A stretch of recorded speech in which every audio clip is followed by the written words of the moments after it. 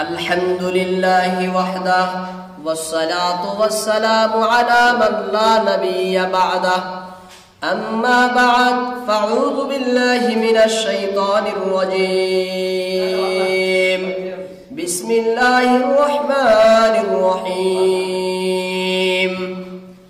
ألم تر كيف فعل ربك بأصحاب الفيل ألم يجعل كيدهم في تضليل وأرسل عليهم طيرا أبابيل ترميهم بحجارة من سجيل فجعلهم كعصف مأكول সূরাতুল ফিল। সূরাতুল ফিল পবিত্র কোরআনের 105 নম্বর সূরা। এই সূরার ভিতরে 5টি আয়াত, 23টি শব্দ এবং 99টি বর্ণ রয়েছে। আর সূরাটি সর্বসম্মতিক্রমে মক্কায় অবতীর্ণ, এর মধ্যে কারো ইখতিলাফ দ্বিমত নেই। আল্লাহর নবীর হিজরতের আগে যেই সূরা নাজিল হয়েছে তাকে বলে মাক্কি সূরা, আর হিজরতের পরে যে নাজিল হয়েছে তাকে বলে মাদানী সূরা। একে বলে মাক্কি আর মাদানী, অর্থাৎ হিজরতের কালে, হিজরতের আগে এবং পরে, এর উপরে ভিত্তি করে দুইটা ভাগ করা হয়েছে। যাই হোক, সূরাটির নাম হলো সূরায়ে ফিল। এই সূরার নাম সূরায়ে ফিল কি জন্য হইল? এর কারণ হইল এই সূরার ভিতরে আসহাবে ফিলের ঘটনা আছে। আসহাবে ফিলের ঘটনা আছে দেখে এই সূরার নাম রাখা হয়েছে সূরায়ে ফিল। ফিল শব্দের অর্থ হলো হাতি।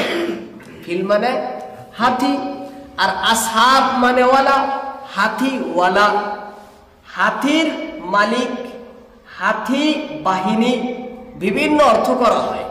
এই হাতির কথা, যেই হাতি নিয়ে আবরাহা বাদশাহ কাবাঘর ধ্বংস করতে এসেছিল, সেই ঘটনা এই সূরার ভিতরে রয়েছে।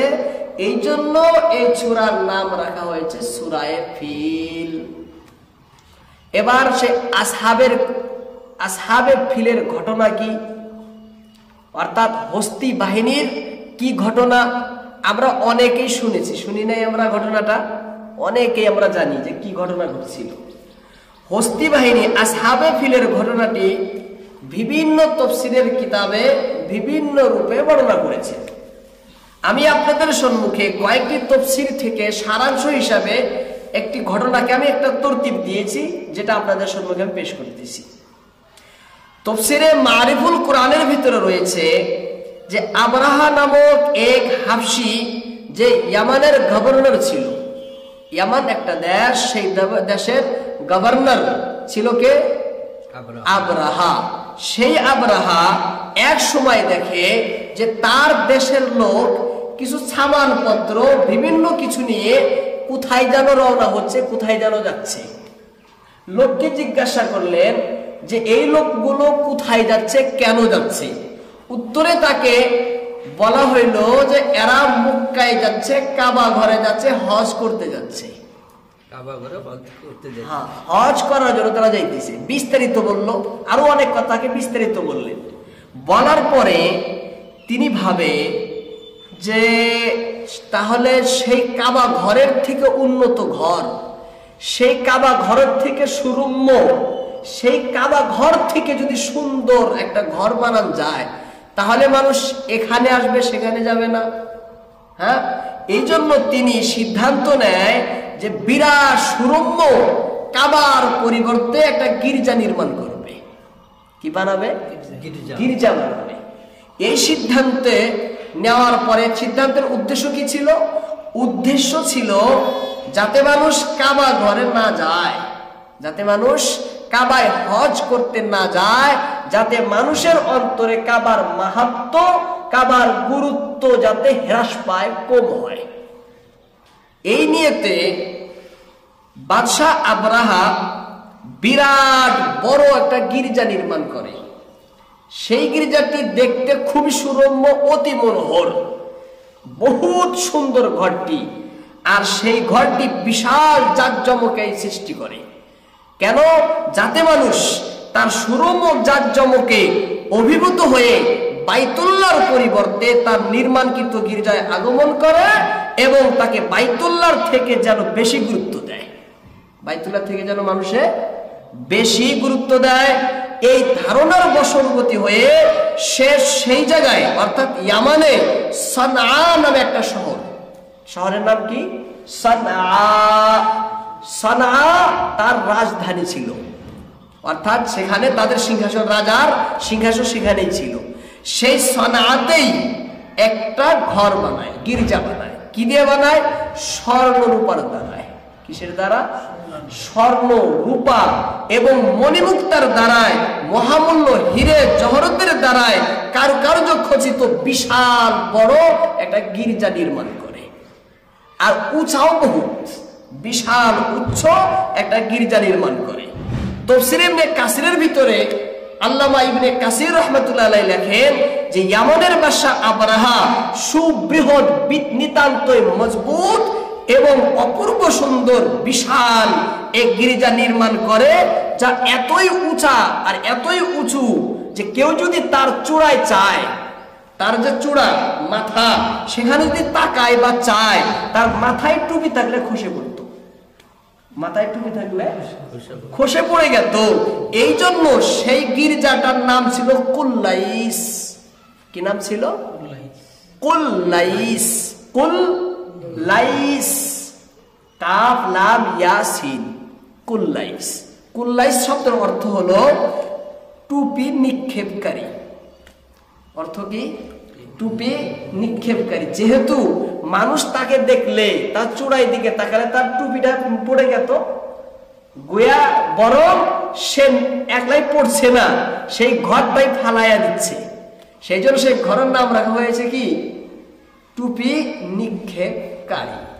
বিশাল বড় একটা কি বানায়? গির্জাঘর বানায়। বানানোর সাথে সাথেই গোটা বিশ্বে, সারা দেশে, বিশেষত তার দেশে একটা ঘোষণা দেয় যে এখন থেকে, আজ থেকে কেউ যেন কাবা ঘরে হজ করতে না যায়, কাবা ঘরে হজ করতে না যায়। বিশেষ করে এমনের বাসিন্দা থেকে কোনো একজনও যেন এই কাবা ঘরে না যায়। তারা সকলেই যেন এই গির্জাতে আসে, এখানে ইবাদত করবে, এখানে উপাসনা করবে। যে কাজ তারা হজে করতো এখানে করুক, যে কাজ তারা হজে করছে তারা এই গির্জাঘরে করুক, এই নিয়তে তিনি বানায়। আর সারা বিশ্বে ঘোষণাও দিয়ে দেয়। ঘোষণা শোনার সাথে সাথে সারা বিশ্বের ভিতরে একটা তোলপাড় শুরু হয়, সকলেই আপত্তি করে। এটা কেমন কথা?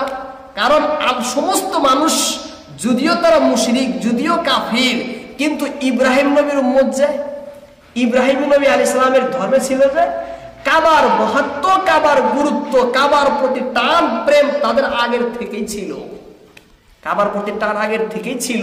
সেই টানের কারণে, মহাত্মায় প্রেমের কারণে তারা এই বস্তুকে আপত্তিকর মনে করে। তারা বহুত ক্ষিপ্ত হয়, ক্ষেপা হয়। যেটা কেমন কথা? হ্যাঁ, আমাদের সেই বাপ দাদাদের ধর্মীয় ঘর কাবাকে ছেড়ে আমরা আব্রাহার নির্মাণকৃত গির্জায় আমরা কেন যাব? সকলের আপত্তি হয়। বিশেষ করে আপত্তি জাগে কুরাইশদের। কাদের? কুরাইশদের। কেন? কুরাইশরাই সে কাবা ঘরের খাদিম, কাবা ঘরের সেবক, তাদের নেতৃত্বেই কাবা ঘর। তাহলে সেই কাবা ঘরের মান, মর্যাদা, ইজ্জত তারা কমতি করছে, হ্রাস করছে, বিলীন করছে। সেই জন্য বেশি তাদের আপত্তি জাগে। এটা কেমন কথা? এটা তো হতে পারে না। এবং তারা এই ঘোষণার সাথে সাথে বিক্ষোভে উত্তেজিত হয় এবং তারা দারুণ রাগে সকলেই ফেটে পড়ে।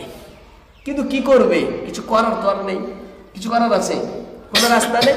এইভাবে একদিন, 2 দিন, 3 দিন, 4 দিন, কিছু সময় পার হয়ে যায়। এদিকে গির্জা বানানো হয়েছে, এইদিকে কাবা ঘরও রয়েছে। হ্যাঁ, এখন মানুষ যখন বানায়, 1-2 জন দেখতে তো অবশ্যই যাবে, যাবে না? মানুষ নিশ্চিত দেখতে যাবে, যাবে না? মানুষ যায়। এখন কেউ মহব্বতে যাবে, কেউ ভয়ে যাবে। হ্যাঁ, বিভিন্ন কারণে মানুষ যায়। এদিকে কাবা ঘর রয়েছে। এইভাবে কিছুদিন অতিবাহিত হওয়ার পরে কুরাইশদের মধ্য থেকে কে আসলে সঠিক কেউ জানে না, কোন একজন ব্যক্তি তার বানারকৃত গির্জায় গিয়ে পায়খানা করে দেয়। কি করে দেয়? পায়খানা করে দেয়। কিতাবে লেখে যে দিব্য ভাবে পায়খানা করে, অর্থাৎ চমৎকার ভাবে। পায়খানার রংটা দেখলে মানে হাসি আসবে। হ্যাঁ, এইভাবে বিশ্রী ভাবে পায়খানা করে, তার মানে হ্যাঁ বিশ্রী ভাবে পায়খানা করে। এটা একটা ঘটনা। অন্য কিতাবের ভিতরে আরো অনেকটি ঘটনা রয়েছে। আর একটা কিতাবের ভিতরে রয়েছে, অন্য একটি কিতাবের ভিতরে, যে সেখানে গিয়ে কেউ কি করে, আগুন লাগায়, আগুন লাগায় দেয়। কি লাগায় দেয়? আগুন লাগায় দেয়। যেদিন আগুন লাগায়, ঘটনাক্রমে সেই দিন বহুত বাতাস চলছিল। বেশি বাতাসের কারণে অল্প সময়ের মধ্যেই সাদের ঘর পুড়ে ছাই হয়ে ভস্ম হয়ে থুবড়ে মাটির মধ্যে পড়ে যায়।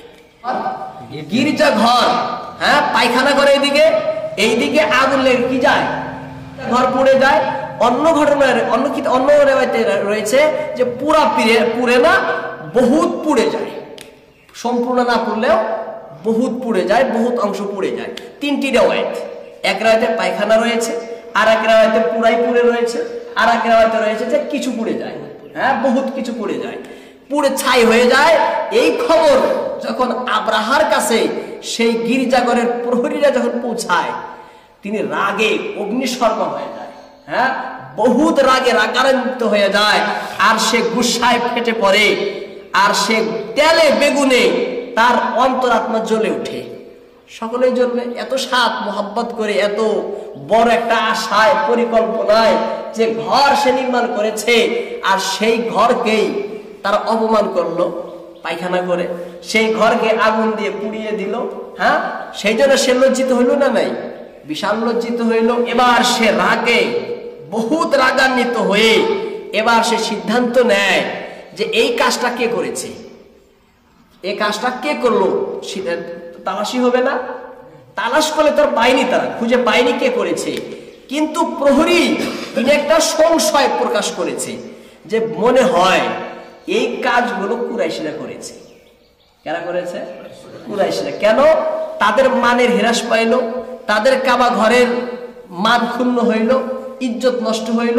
তাহলে এই কাজ কুরাইশিরা ছাড়া আর কেউ করতে পারে না। হ্যাঁ, আর বেশিরভাগ তারা চিন্তা করলো আসলে হইতেও পারে, কারণ বিরোধিতা বেশি তারাই করেছে। সেই জন্য এবার আব্রাহা সিদ্ধান্ত নেয়, চলো তাহলে আমরা কি করি, সেই কাবা ঘরকে ধ্বংস করে আসি। নাউজুবিল্লাহ। কাবা ঘরকে কি করে আসি? ধ্বংস।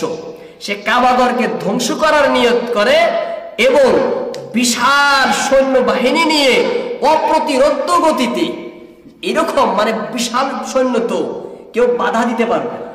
হ্যাঁ, তার সামনে কেউ আসতে পারবে না। তাই বলছে অপ্রতিরোধ্য গতিতে সে কাবা মুখে ছুটে কাবা ধ্বংস করার নিয়তে। এদিকে সৈন্য আসতেছে, তারা যাত্রা করলো। সাথে কি নিল? 8টি, কোন কোন কিতাবে লেখে 12টি হাতি ছিল। কয়টি? 12টি। কোন কোন কিতাবে লেখে 8টি।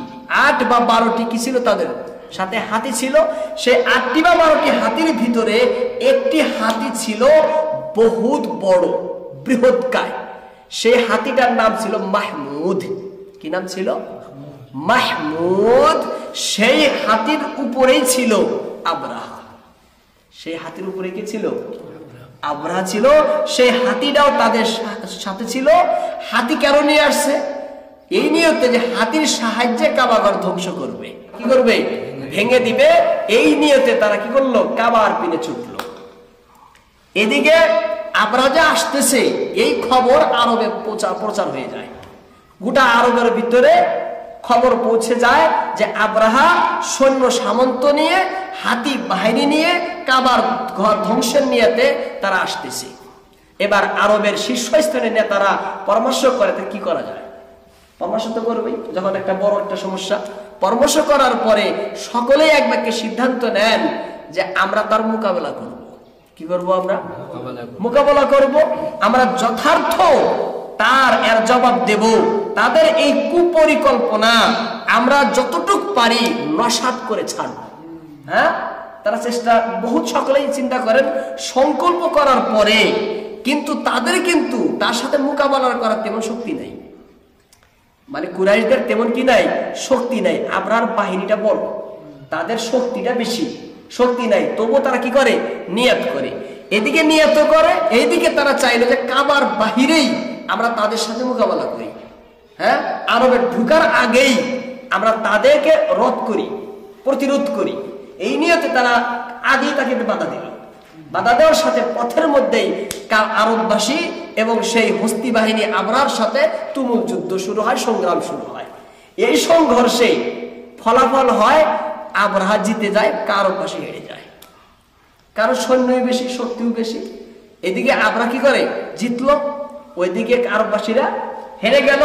হেরে যাওয়ার পরে তারা তো ফিরে চলে আসলেন, আর এরা তাদের রওনাটা জারি রাখলেন, বন্ধ করলেন না। তারা আসতেছে আসতেছে আসতেছে, মানে মুক্কা ঢোকার আগেই যে তাদের রদ করেছিল, হ্যাঁ তারা আসতেছে। এই দিক থেকে তারা আসে কিভাবে, অহংকারের সহিত, সদব্যে দম্বে। কেন, তারা জিতছে যে, হ্যাঁ জিতছে না, তাদের আর কোনো ডর নাই, আর কোনো ভয় নাই। এবার বাধা দিলে কেউ নাই, যারা বাধা দিবে তারা তো পরাজয় বরণ করলো, আর কে বাধা দিবে। তারা অহংকার করে তারা রাস্তায় আসতেছে, আর আসার পথে কাবার আরববাসীর যে উট বকরি যা পায় সব তারা কবজা করে নিয়ে গেছে। পথে আরববাসীর কে বকরি পাইল, কে উট পাইল, সেই উট বকরি সব কবজা করে তারা নিজের অধীনে নিতেছে। নিতে নিতে আল্লাহর নবীর দাদা আব্দুল মুত্তালিব তার 200 উট কবজা করে। তারা কত, 200 উটও কবজা করে তাদের অধীনে নেয়। এবার নিল, কাবাঘর ঢুকার আগে তারা একটা জায়গায় তাঁবু টানায়া হুনাতা নামে এক ব্যক্তিকে, এক কাশি দূতকে তারা আরবের শীর্ষস্থানীয় নেতাদের নিকটে পাঠায় যে আমরা কেন এসেছি, কি উদ্দেশ্য এসেছি, তোমরা শুনো, তোমরা আমাদের কথা শুনো। দূত হুনাতা নামে দূত আরবে আসে, মক্কার ভিতরে আসে, কাবাঘরের আশেপাশে আসে। সেই নেতাদের নিকটে আসা বলে যে আমরা দেখো, আমাদের উদ্দেশ্য কিন্তু তোমাদের ক্ষতি কোনো করা না, আমরা চাই না তোমাদের কোনো ক্ষতি করি, আমাদের উদ্দেশ্য না তোমাদের সাথে যুদ্ধে জড়ানো, আমরা আসছি এটাই উদ্দেশ্য আমাদের যে কাবাঘর ধ্বংস করব আর আমরা চলে যাব। আমাদের উদ্দেশ্য একমাত্র কাবাঘর ধ্বংস সাধন করা, এছাড়া আমাদের আর কোনো উদ্দেশ্য না। সেই জন্য তোমরা আমাদের সাথে যাতে বাধা না দাও, বিঘ্নতা সৃষ্টি না করো, আমরা কাবাঘর ধ্বংস করব আর আমরা ফিরে চলে যাব। এ বলে কাক পাঠাইলেন, একটা দূত পাঠাইলেন, কাসিদ পাঠাইলেন আল্লাহর নবীর বংশের কাছে, কুরাইশদের কাছে। সে কুরাইশ আসলো, কুরাইশ মধ্যে সেখানে আব্দুল মুত্তালিব ছিল সব থেকে বড় নেতা। হ্যাঁ, তিনার নিকটে আসলেন, আসার পরে ব্যক্ত করলেন কথা, বলেন দেখো আমিও যুদ্ধ করতে চাই না, আমরাও চাই না তার সাথে সংগ্রাম করি, সংঘর্ষ করি, কারণ আমাদের তো তেমন শক্তি নাই। হ্যাঁ, আমাদের কি নাই, তেমন শক্তি নাই। তখন দূত বলল যে চলেন তাহলে আপনি আমার সাথে বাদশার নিকটে নন। আমার সাথে কার নিকটে নন, বাদশার নিকটে নন। তার সাথে আবরার বাদশার নিকটে আসলেন। বাদশার যখন নিকটে আসলেন, বাদশা আল্লাহর নবীর দাদার চেহারা, সুদর্শন চেহারা এবং বলিষ্ঠ দেহ দেখে তিনি তার সিংহাসন ছেড়ে নিচে নামেন। সিংহাসন ছেড়ে নিচে নামে তার সাথে নিচে বসে পড়ে। নিচে বসে বাকি আলাপ হয়, কিন্তু যেহেতু ইয়ামানের ভাষা আলাদা, আরবের ভাষা আলাদা, দুইজনের ভিন্ন ভাষী। এখন দুইজনের সাথে কথোপকথন কি দিয়ে হবে? মাঝখানে একজন দুভাষী মানুষকে রাখলেন, যে দুই ভাষায় জানে, যে দুই ভাষায় রাখলেন তাদের সাথে আলাপ আলোচনা করার জন্য।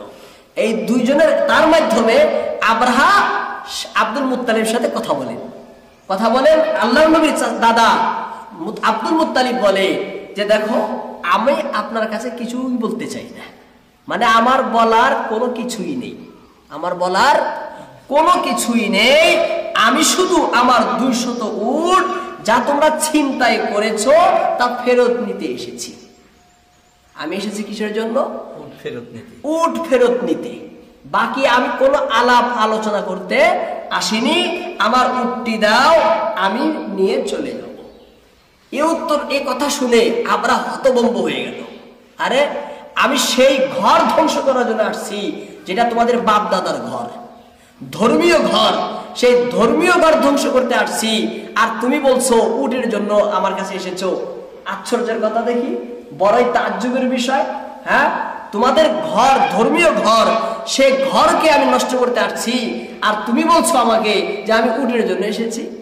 এ কেমন কথা? এ কেমন কথা? কেন তুমি এ ধরনের কথা বলছো? এবার উত্তরে প্রিয় নবী সাল্লাল্লাহু আলাইহি সাল্লামের দাদা আব্দুল মুত্তালিব অত্যন্ত গম্ভীর স্বরে উত্তর দিলেন, ইন্নী আনা রাব্বুল ইবিলি ওয়া ইন্না লিল বাইতি রাব্বা সায়ামনাহু। উত্তরে কি বলেন?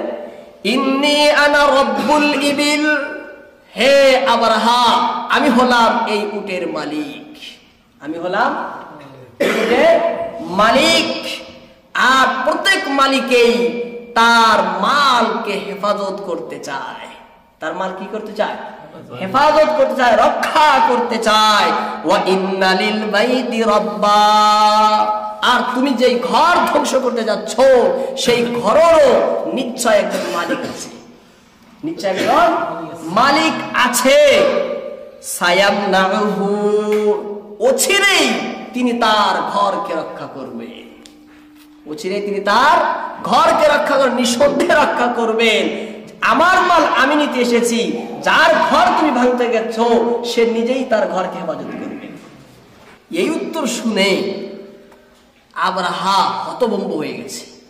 হ্যাঁ, আশ্চর্য ধরনের কথা। এবার তিনি দম্ভ স্বরে বলে, মা কানা লিয়ামতানিয়া মিন্নি, না না, আমার হাত থেকে কেউ রক্ষা করতে পারবে না। কে বলে? আবরাহা বলে, আমার হাত থেকে কেউ রক্ষা করতে পারবে না। কারো এত শক্তি নেই যে আমার হাত হতে বাইতুল্লাহকে ধ্বংস সাধন থেকে বাঁচাবে, কেউ নাই। আমি নিশ্চিত ভাবে বাইতুল্লাহ কি করব? ধ্বংস করেই ছাড়ব। যাই হোক, উত্তরে আব্দুল মুত্তালিব বলেন, ক্বালা আনতা ওয়াজাক, ঠিক আছে দেখা যাক কি হয়, ঠিক আছে দেখা যাক কি হয়। এই বলে আব্দুল মুত্তালিব বলেন, আমার উটটি দাও, আমি চলে যাই, আমার উটটি দাও, আমি চলে যাই। তারা কোনো বিরোধিতা করার মানে সাহস পাইল না, তাকে উটটি দিয়ে দিলেন যে যাও, তোমার উটটি তুমি নিয়ে যাও। উটটি নিয়ে এবার আব্দুল মুত্তালিব চলে আসলেন। এসে তার আত্মীয় স্বজন অর্থাৎ কাবা ঘরের আশেপাশে যে লোকগুলো ছিল তাদেরকে বললেন যে তোমরা সকলেই পাহাড়ের চূড়ায় গিয়ে আশ্রয় নাও, তোমরা সকলেই এখান থেকে গিয়ে পাহাড়ের চূড়ায় গিয়ে সকলে আশ্রয় নাও। সকলে চলে গেলেন পাহাড়ের চূড়ায়। এবার আব্দুল মুত্তালিব কুরাইশদের মধ্যে যারা বড় বড় নেতা, মুরব্বী, হ্যাঁ, শীর্ষস্থানীয় লোক যারা, তাদেরকে নিয়ে কাবা ঘরে আসে, বাইতুল্লাহ আসে। এসে বাইতুল্লাহর দরজার যে কড়া আছে সেই কড়া ধরে দোয়া আরম্ভ করলেন, কেঁদে কেঁদে কেঁদে কেঁদে আল্লাহর কাছে কি করেন? দোয়া করেন।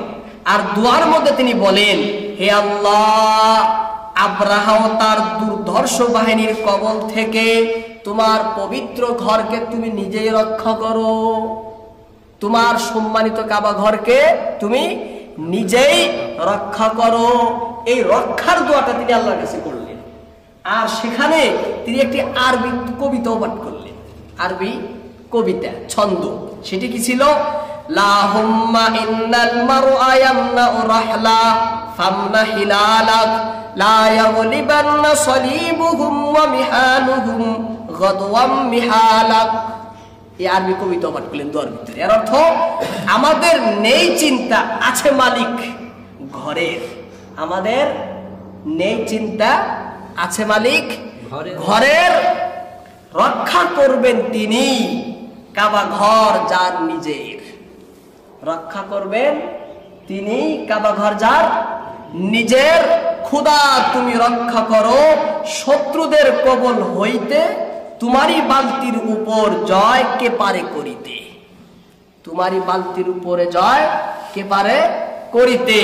অর্থাৎ তিনি বললেন যে আমরা চিন্তা করি না, ঘরের মালিক আল্লাহ তুমি আছো, নিশ্চয় তুমি কি করবে? হেফাজত করবে। কেননা আমাদের অন্তরের বিশ্বাস, তোমার উপরে কেউ বিজয়ী হতে পারবে না, তোমার উপরে কেউ বিজয়ী হতে পারবে না, জয় লাভ করতে পারবে না।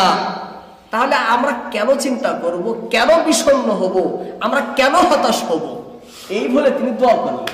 দোয়া করা শেষ, এবার তিনি তার সাথী সঙ্গী নিয়ে তিনিও পাহাড়ের চূড়ায় চলে গেলেন। এদিকে আব্রাহা তার সৈন্য বাহিনী নিয়ে কাবা ধ্বংস করার নিয়তে কাবার ঘরের মুক্কার ভিতরে প্রবেশ করার জন্য প্রস্তুতি নিতে মাহমুদ নামক এক হাতিটি তিনি কাবার মুখে যাত্রা শুরু করেন। কিন্তু হাতিটি কোনো প্রকারে উঠাতে পারে না।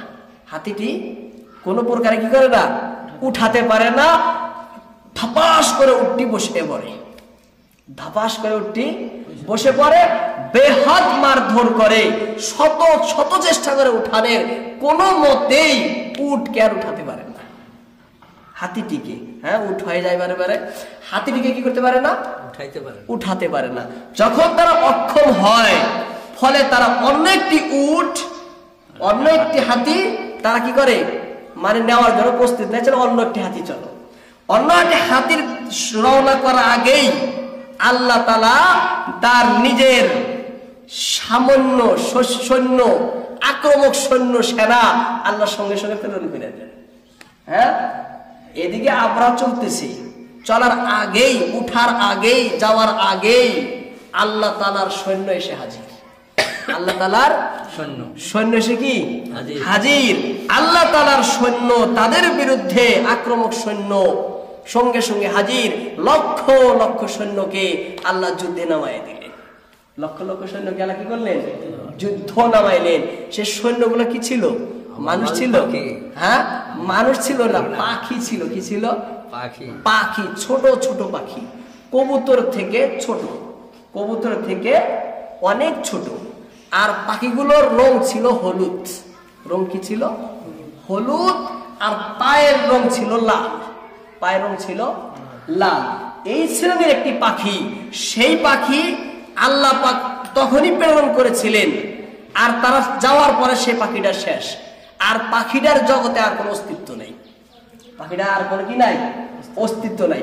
পাখি কোথায় থেকে এসেছে, কোথায় চলে গেল, এর কোনো খবর নাই। অচমকা আল্লাহ তাআলা এক পাখি পাঠাইছিলেন। সেই পাখিটা এসে সে আব্রাহার সৈন্যকে হালাক করে দিয়েছিলেন না? আল্লাহ পাক সেই পাখিটা পাঠাইছিলেন কোত্থেকে? সমুদ্র থেকে। কোত্থেকে? সমুদ্র দিক থেকে। যেই দিকে সমুদ্র, সেই দিক থেকে এসে। ওই দিক থেকে কেন পাঠাইলেন? তাফসীরে লেখে যে পাখি তো সমুদ্রে থাকে না, থাকে কি? ওর দিকে এটা হলো একটা কুদরত, যে দেখো পাখি সমুদ্রে থাকে না। সেই সমুদ্র থেকে আল্লাহ পাখি পাঠাইলেন। পাখি পাঠাইলেন। সেই সমুদ্রতে পাখি এসে আকাশকে ছেয়ে নিলেন। কালো মেঘের মতো পুরো আকাশকে কালো করে ফেললেন। মেঘ আসলে কি হয়? আকাশ কালো হয় না? পুরো আকাশকে ঢেকে নিলেন। লক্ষ লক্ষ ঝাঁকে ঝাঁকে পাখি আসলেন। ঝাঁকে পাখি এসে হাজির। সে পাখির মুখে কি ছিল? মুখে পাথর ছিল। কি ছিল? পাথর। এবং দুই পায়ে দুইটা পাথর। টোটাল মোট 3টি পাথর একটা করে পাখির কাছে। একটি পাখির কাছে কয়টা পাথর? 3টা। মুখে একটা, ঠোঁটে ঠোঁটে একটা, দুই পায়ে দুটো বড় পাথর।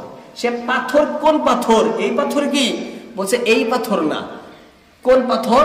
পাথর হইল মাটি পুরানের পরে একটা শক্ত হয় না মাটি, ওই শক্ত মাটিকে পাথর বলা হয়েছে। সেই শক্ত মাটি। এই মাটি কেন? পাথরই কেন না? এর কারণ তাফসীরে লেখেন যে দেখো, যে নিজস্ব পাথরের মধ্যেও কোনো শক্তি নাই। আছে কি? এই সাধারণ পাথরের মধ্যে আমাদের যেটা সমাজে আমরা দেখি যে পাথর, এই পাথরের ভিতরে যে শক্তি, তার তুলনায় মাটি পুরানোর পরে যে শক্ত হয়, তার ভিতরে তেমন শক্তি আছে কি? নাই। সেই পাথর তাদের মুখে ঠোঁটে একটা, পায়ে একটা, এই পায়ে একটা, দুই পায়ে নিয়ে 3টি পাথর নিয়ে হাজির। তারা 3টি পাথর নিয়ে হাজির। সাধারণ পাথর না। আর পাথরগুলো এত বড় বড় ছিল না, মসুর ডালের মতো ছোট ছোট পাথর ছিল। সেই পাথর এনে ঝাঁকে ঝাঁকে পাখি এসে হাজির হয়ে গেল।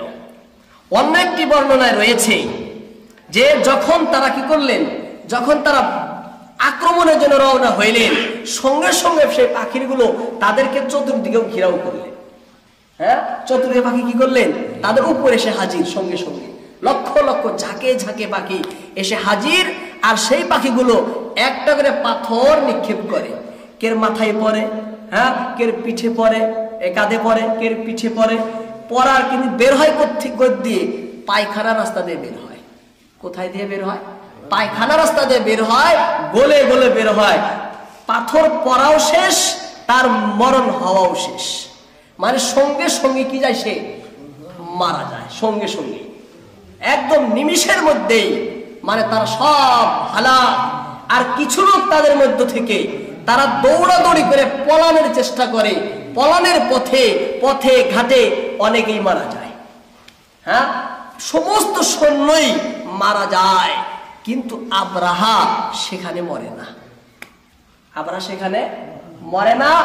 সে কি হয়, বহুত ক্ষতিগ্রস্ত হয়, তার বহুত শরীরের ভিতরে ক্ষত বিক্ষত হয় এবং শরীরের ভিতরে বিষাক্ত বিষের সংক্রমিত হয়ে সে বহুত কিছু তার ক্ষতি হয়। সেখানে ওই বেমার অবস্থায় সেখান থেকে চলে সে সনা ইয়ামানে সে চলে যায়, ফিরে যায়।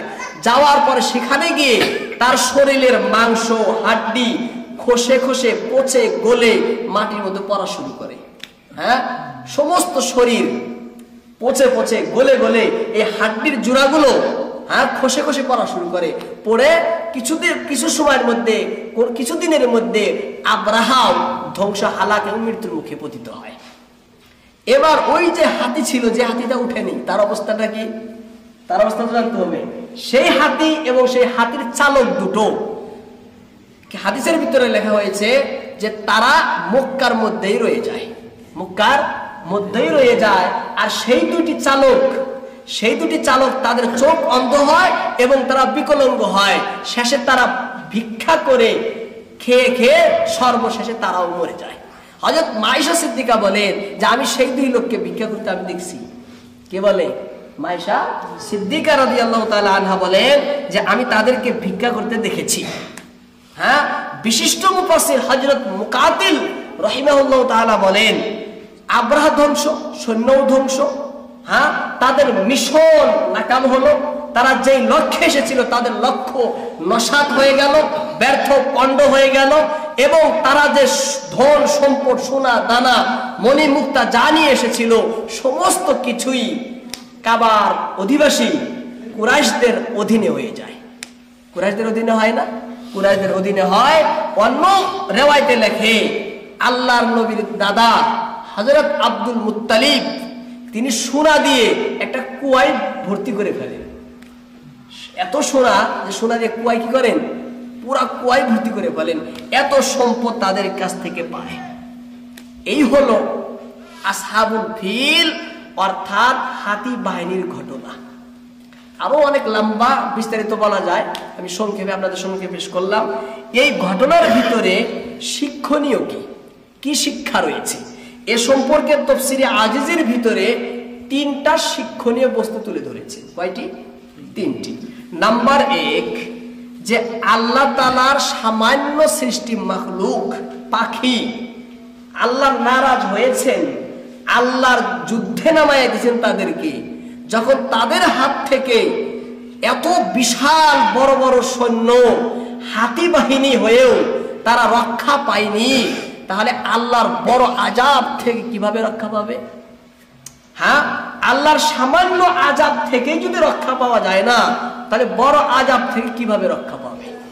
রক্ষা পাওয়ার কোনো রাস্তা নেই।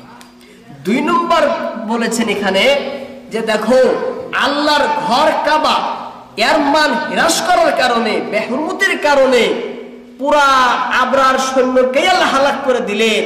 আর হে আরববাসী, হে মক্কার কুরাইশগণ, হে মক্কার মুশরিক ও কাফেরগণ, আমি যে নবী মুহাম্মদ রাসূলুল্লাহকে পাঠাইছি, আমি যে তাদেরকে দ্বীন দিয়ে পাঠাইছি, সেই দ্বীনের যদি তোমরা অস্বীকার করো, সেই মুহাম্মদের যদি বিরোধিতা করো সাল্লাল্লাহু আলাইহি ওয়াসাল্লাম, আর সেই মুহাম্মদ সাল্লাল্লাহু আলাইহি সাল্লামের সাথে যদি শত্রুতায় নামো, হ্যাঁ, তার যদি মান হ্রাস করো, ইজ্জত কমতি করো, তাহলে তোমাদের কি অবস্থা হবে চিন্তা করো।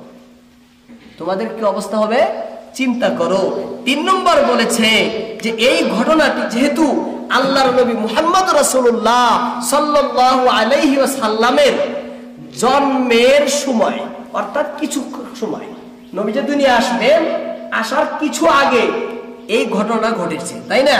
এই ঘটনা ঘটাইয়া আল্লাহ তাআলা সমগ্র আরববাসীকে, মক্কার কুরাইশদেরকে এবং কাফির ও মুশরিকদেরকে জানাইয়া দিলেন যে দেখো, এটা কিন্তু আমার নবীর বরকতে হয়েছে। কিসের জন্য হয়েছে? নবীরই বরকত হয়েছে, কাবার হুরমতে এবং নবীর বরকত হয়েছে।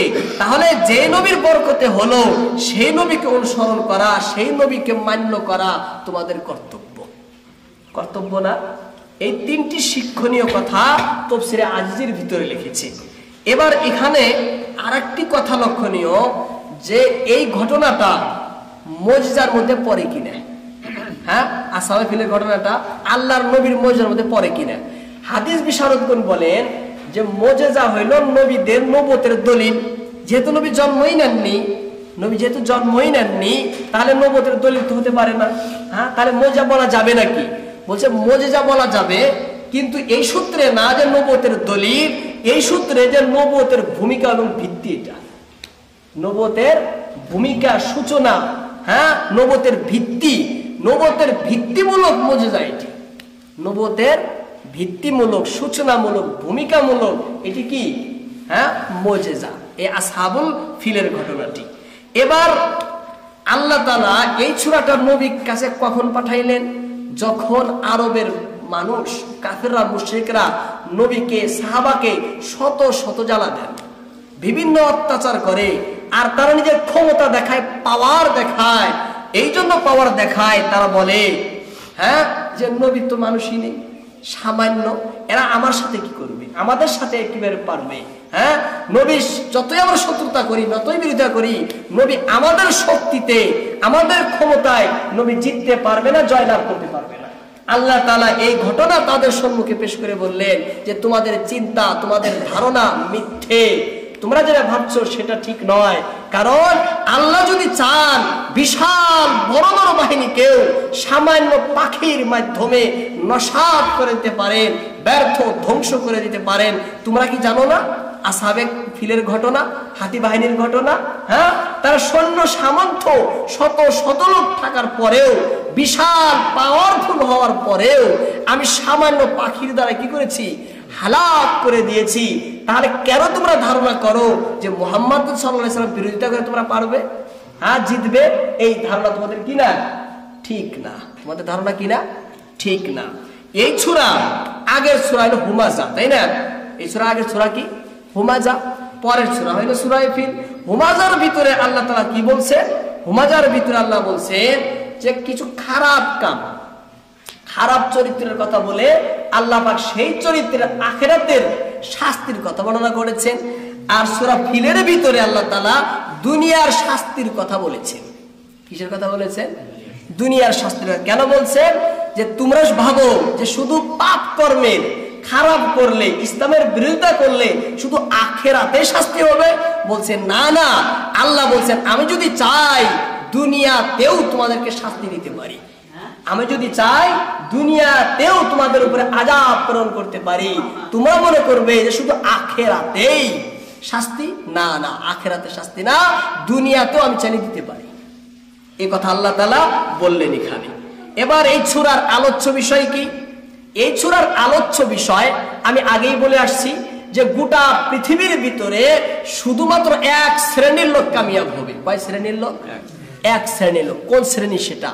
যাদের ভিতরে 4টা সিফাত থাকবে, 4টা গুণ থাকবে। 1 নম্বরে যাদের আকীদা শুদ্ধ, 2 নম্বর যারা নেক কাজ করে, 3 নম্বর যারা দ্বীনের প্রতি অপরকে তাকিদ করে, 4 নম্বর যারা দ্বীনের খাতিরে কষ্ট সহ্য করে নেয়। এই 4টি গুণ যাদের ভিতরে থাকবে গোটা পৃথিবীর ভিতরে তারাই কি? নাকাম, কামিয়াব। আর যাদের ভিতরে থাকবে না তারা হলো নাকাম, হ্যাঁ, তারা হলো ব্যর্থ, পণ্ড, নিষ্ফল। এবার সেই নিষ্ফল ব্যক্তিদের মধ্য থেকে আল্লাহ পাক 4 শ্রেণীর লোককে উদাহরণ স্বরূপ পেশ করেছেন। সূরা মাউনে একজনের কথা, সূরা কুরাইশের ভিতরে একজনের কথা, আর সূরা ফিলের ভিতরে তৃতীয় জনের কথা বলছেন, তৃতীয় শ্রেণীর লোকের কথা বলছেন। কারা তারা? তারা হলো সেই শ্রেণীর লোক যাদের পাওয়ার আছে, যাদের ক্ষমতা আছে, যাদের দলবল আছে, যারা কোন একটা ক্ষমতায় রয়েছে, রাজা বাদশাহ, হ্যাঁ, গ্রামের মুরব্বী দেওয়াইনা, গ্রামের আপনার রাজ্যপাল, রাষ্ট্রনায়ক, হ্যাঁ, এরা লোক কি ক্ষমতা না তাদের, হ্যাঁ, বা কোন অধিকারী, যে সমস্ত লোক ক্ষমতায় রয়েছে তাদের ক্ষমতার বলে মানুষের উপরে অত্যাচার করে, ক্ষমতার বলে তারা অন্যায় করে বেড়ায়, ক্ষমতার দর্প দেখায়। এই শ্রেণীর লোকের কথা আল্লাহ পাক সূরা ফিলের মধ্যে আলোচনা করেছেন যে দেখো তোমরা তোমাদের ক্ষমতা, তোমাদের বল, পাওয়ারের দর্পতা দেখাচ্ছ, হ্যাঁ, তাকত দেখাচ্ছ, শক্তিমত্তা দেখাচ্ছ, আল্লাহর নিকটে কিন্তু আল্লাহর কাছে এগুলার কোনো মূল্য নাই, কোনো কাজ দেবে না, এগুলার কোনো মূল্য নাই, কোনো কাজ দেবে না। আল্লাহ যদি চান নিমিষের মধ্যেই তোমার শক্তি, তোমার বল, তোমার তাকত ধূলিসাৎ করে দিতে পারে। এটা হলো মূল সূরার আলোচ্য বিষয়। উদাহরণস্বরূপে হাতি বাহিনীর কথা আল্লাহ এখানে পেশ করেছেন, হ্যাঁ। আর কিয়ামত পর্যন্ত যত লোক আসবে, এই শ্রেণীর লোক যাদের ক্ষমতা রয়েছে, সেই ক্ষমতার বলের তারা গলত অপব্যবহার করে। কি করে? অপব্যবহার করে। সকলেই এই সূরার ভিতরে পড়ে যাবে, আর এই সূরার ভিতরে যে ভয়াবহতা, সকলেই এই তার মধ্যে পড়ে যাবে। ক্লিয়ার হলো? এবার আসলে আগে এই সূরার ভিতরে আল্লাহ তাআলা, আমি ডাইরেক্ট তাফসীরের দিকে যাই, 5 মিনিট রয়েছে। আল্লাহ তাআলা বলছেন আলাম তারা কাইফা ফাআলা রাব্বুকা বিআসহাবিল ফিল। আমাদের নবী মুহাম্মদ রাসূলুল্লাহ সাল্লাল্লাহু আলাইহি ওয়াসাল্লামকে আল্লাহ বলছেন আলাম তারা, হে আমার হাবিব আপনি কি দেখেননি? আলাম তারা মানে আপনি কি দেখেননি? এবার প্রশ্ন, আল্লাহ দেখবে কিভাবে? ঘটনা তো নবী জন্মের আগেই হয়েছে, আপনি কেন দেখেননি বলেন? আপনি বলবেন যে আপনি কি জানেননি, তাই না? আসলে আল্লাহ দেখেননি কেন বলছেন? দেখেননি বলছেন এই জন্য, কথাটি এত প্রসিদ্ধ, এত বিখ্যাত, সমস্ত লোকের মুখে মুখে, যেটা মিথ্যা বলার কোনো সুযোগই নাই, সন্দেহ করার কোনো অবকাশই নাই। সকলেই জানে, এত জানে গোয়াকে বরং সকলে চর্মচোখে নিজেই দেখেছে, নিজেই দেখেছে। এই জন্য আল্লাহ বলছে আলাম তারা, হে নবী আপনি কি দেখেননি? হে নবী আপনি কি দেখেননি? কি দেখেননি? কাইফা ফাআলা, কাইফা ফাআলা, কিরূপ ব্যবহার করেছেন, কিরূপ আচরণ করেছেন, হ্যাঁ, কে? রব্বুকা, আপনার প্রতিপালক, আপনার পালন কর্তা। কার সাথে? বিআসহাবিল ফিল। আসহাব মানে ওয়ালা, ফিল মানে হাতি, হাতিওয়ালাদের সাথে, হাতি বাহিনীর সাথে। আপনি কি দেখেননি আপনার প্রতিপালক হাতি বাহিনীদের সাথে কিরূপ আচরণ করেছে? এই বাক্যের ভিতরে আল্লাহ তাআলা সে আসহাবে ফিলের ঘটনার ভয়াবহতাকে বর্ণনা করেছেন। কি বর্ণনা করেছেন?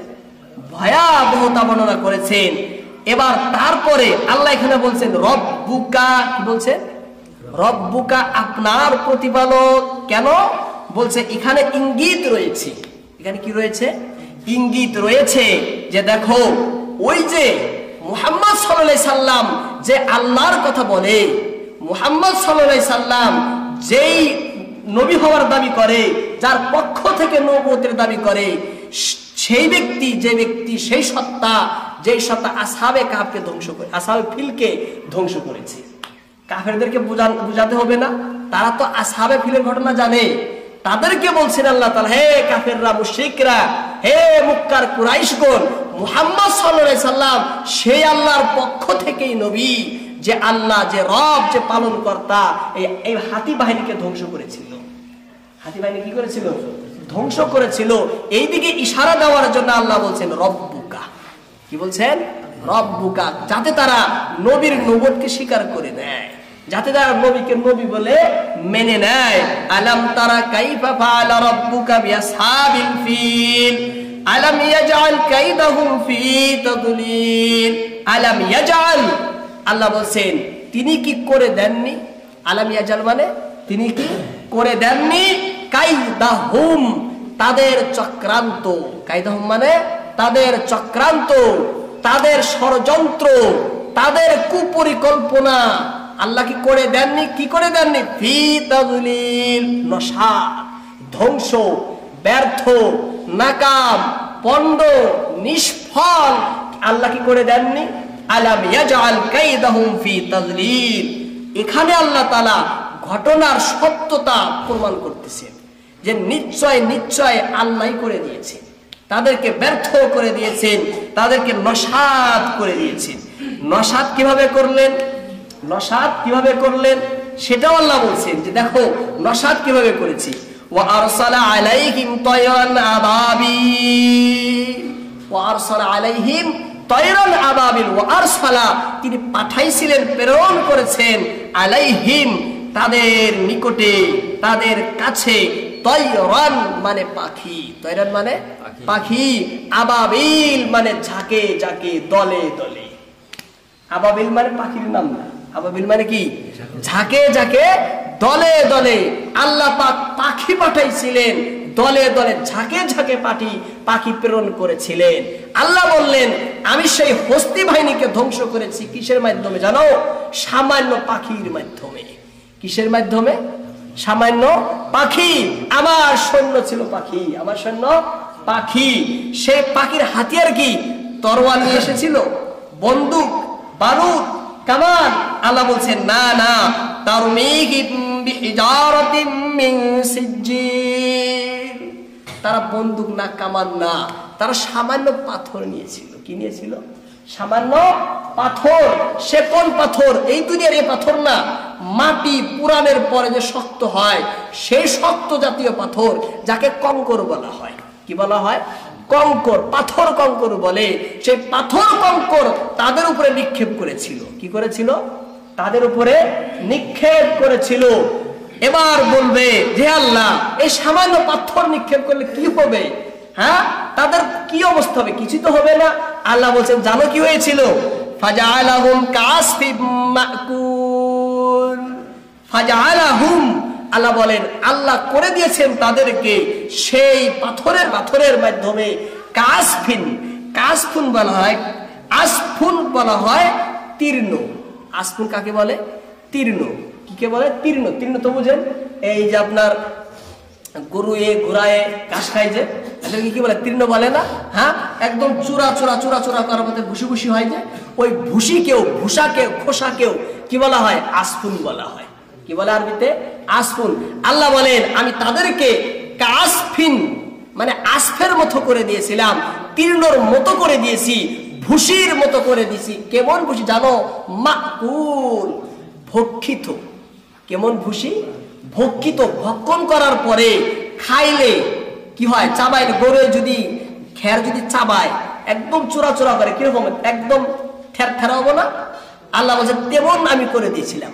কাসফিন মাকুল, ভক্ষিত তীর্ণর মতো আমি করে দিয়েছিলাম। খাওয়ার পরে যে অবস্থা হয় তেমন আমি তাদের চেহারা শরীরকে করে দিয়েছিলাম। অর্থাৎ পড়ার সাথে সাথে সে গলে ঘুরে একদম ভুসির মতো হয়ে গেল। এত পাওয়ারফুল আমি তাদেরকে কি করেছিলাম? শক্তি দিয়ে ধ্বংস করে দিয়েছি। কি করে দিয়েছি? ধ্বংস করে দিয়েছি। অপরাধ কি ছিল? কাবা ঘরের আক্রমণ, তাই না? আর ইসলামে কেউ যদি আক্রমণ করে, নবীকে যদি কেউ আক্রমণ করে, হ্যাঁ, তাহলে তার অবস্থা কি হবে?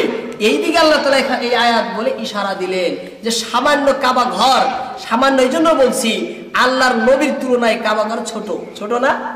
ছোট না? আল্লাহর পরের স্থানকার আমাদের নবীর না? আল্লাহর পরে কার স্থান? আমাদের নবী। গোটা সৃষ্টির ভিতরে আল্লাহর নবীর উপরে কেউ নাই। আছে কি? সেই নবীর তুলনায় সামান্য বলছি। হ্যাঁ, আবার বলবেন যখন সামান্য বললেন।